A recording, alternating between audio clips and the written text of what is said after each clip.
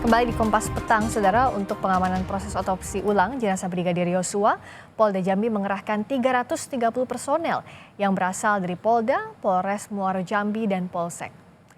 Ratusan personel ini ditempatkan di 3 titik utama pengamanan, yakni lokasi makam, rumah korban, dan RSUD Sungai Bahar, Muaro Jambi.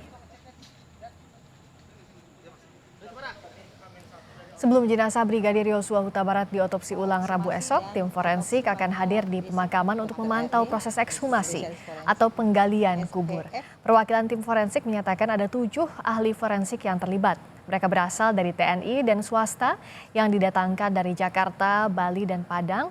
Setelah peti diangkat, jenazah akan dibawa ke RSUD Sungai Bahar untuk diotopsi ulang kurang lebih selama 2 jam.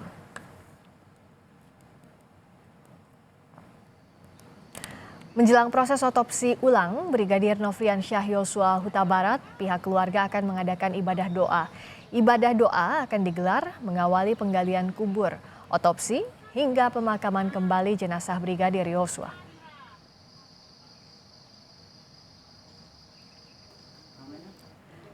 Komisioner Komnas HAM Khairul Anam menyatakan lembaganya telah mendapatkan informasi detail mengenai hasil otopsi awal Brigadir Yosua dari penjelasan Pusat Kedokteran Forensik Polri.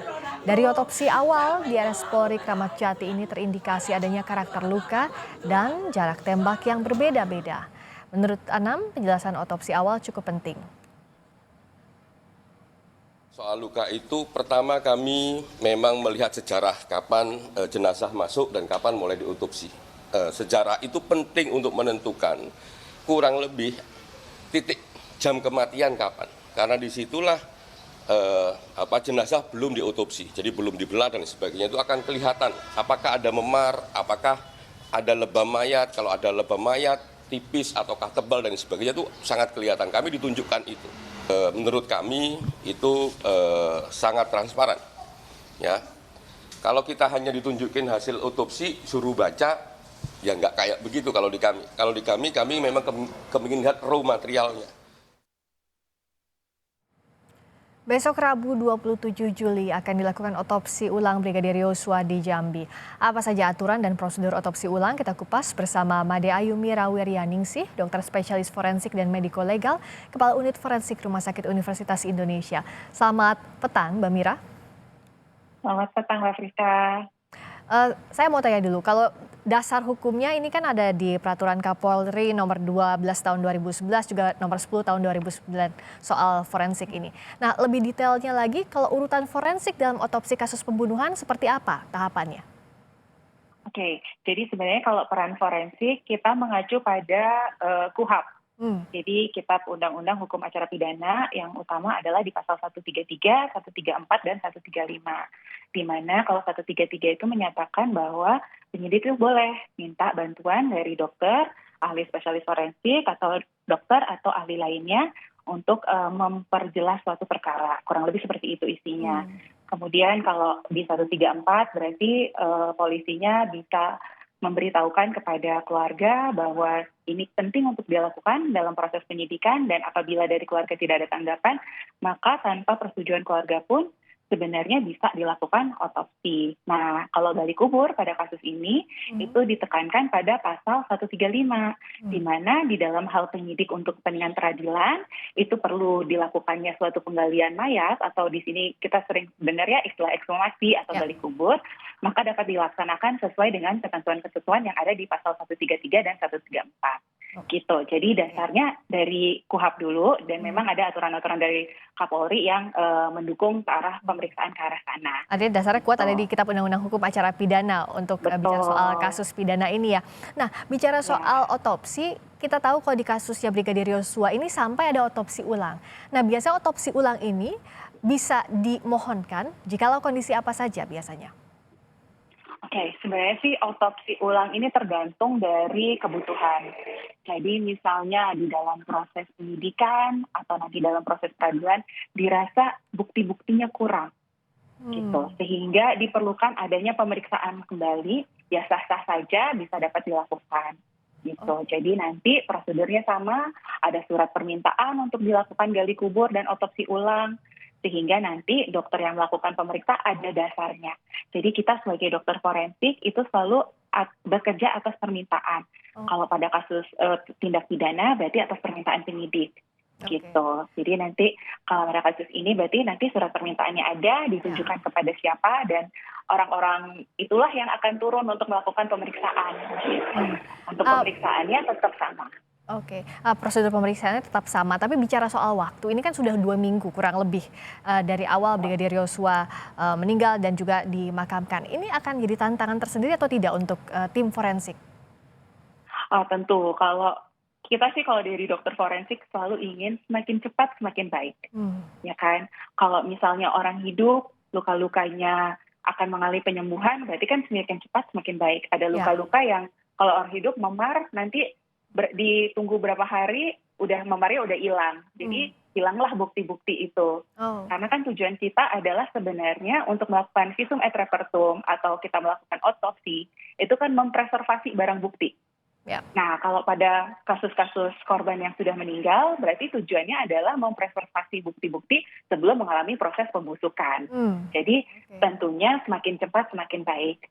Kalau misalnya ditunda-tunda, ya otomatis pasti ada tantangan-tantangan tersendiri terkait bukti-bukti yang bisa diperoleh. Oke, kalau misalnya jenazah dengan formalin dan tanpa formalin itu akan berbeda atau tidak? Misalnya apakah kalau dengan formalin artinya bisa jadi lukanya atau bekas yang diotopsi ulangnya ini bisa lebih awet atau seperti apa sebenarnya? Oke, kalau jenazah yang sudah formalin sebenarnya ada plus minusnya tergantung dari kasusnya. Pada kasus-kasus mungkin yang terkait dengan toksikologi, jadi kayak kasus-kasus keracunan, tentu dengan memasukkan formula atau formalin atau cairan embalming itu dapat merajukan hasil dari suatu kasus keracunan. Tapi kemungkinan besar pada kasus-kasus yang terkait trauma, itu sifatnya formalin itu memfiksasi. Jadi kelainan-kelainan itu kadang-kadang justru lebih stay, jadi lebih menetap. Jadi kalau misalnya, jadi kadang-kadang mungkin kayak resapan darah atau mamar akan tetap terlihat gitu. Kalau saya melihat kasus ini sih saya mengharapkan dengan adanya sudah ada riwayat formalin sebelumnya, mudah-mudahan kondisi almarhum masih bagus sehingga untuk beberapa temuan yang tadinya meragukan atau yang menjadi perhatian bisa lebih dicari ini penyebabnya apa. Jadi kalau misalnya jadi kayak lebam mayat akan lebih nempel, memar-memar kadang-kadang lebih terlihat gitu. Jadi termasuk bekas luka juga akan lebih terlihat begitu ya? Iya, untuk kasus tertentu, tapi kita nggak bisa pukul rata untuk semua kasus. Apalagi ini kan sudah diotopsi sebelumnya, artinya sudah ada manipulasi terhadap tubuh jenazah. Jadi bukan kondisi jenazah yang baru meninggal. Tentu kan kalau misalnya otopsi ada sayatan untuk membuka organ, membuka kepala, kemudian bisa saja ada tindakan-tindakan medis di dalam prosesnya itu di mana misalnya mengeluarkan barang bukti, diambil sayatannya, disayat dulu kulitnya, atau mengambil hasil untuk kita ragu nih ini memar terjadinya pada saat kematian atau jauh sebelum kematian atau justru setelah kematian kita ambil sampelnya, tentu kan bisa terjadi ada suatu sayatan gitu.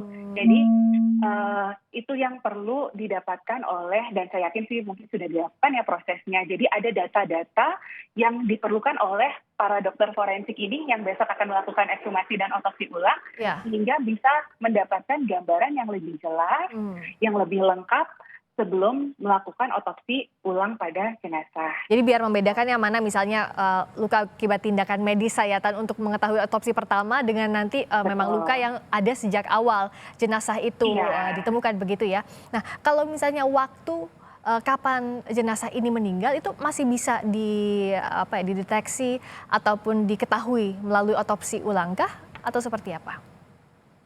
Kalau untuk kita menentukan perkiraan saat kematian berarti ya pertanyaannya, memang agak sulit apabila ini jenazah sudah diformalin. Paling mudah untuk menentukan perkiraan saat kematian yang pada saat awal ya, pada saat pemeriksaan luar, di pertama kali jenazah itu datang. Jadi kita bisa memperkirakan hitung mundur dari temuan-temuan yang ada, seperti tubuh yang kaku, warna kebiruan atau lebam mayat yang ada pada punggung atau pada area tubuh lainnya, terus penurunan suhu dan lain sebagainya. Oke. Sebenarnya untuk memperkirakan proses pembusukan pasti akan ada variasi-variasi tertentu, mengingat satu, jenazah sudah diawetkan, kemudian dua, kita harus memperhatikan bagaimana kondisi lingkungan tempat dimakamkan, misalnya tanahnya seperti apa, apakah kering, basah, dan lain sebagainya, itu akan mempengaruhi kecepatan pembusukan. Oh, Sehingga untuk menghitung mundur kapan almarhum meninggal itu masih agak sulit. oh, Paling gampang adalah untuk memperkirakan saat kematian adalah yang tadi, pada saat pertama kali jenazah datang, dilihat dari tanda-tanda tanatologinya yang tadi ya, seperti kaku, Jadi lebam, suhu, dan lain kalau sebagainya. untuk perkiraan saat kematian lebih mudahnya saat awal jenazah ditemukan begitu ya.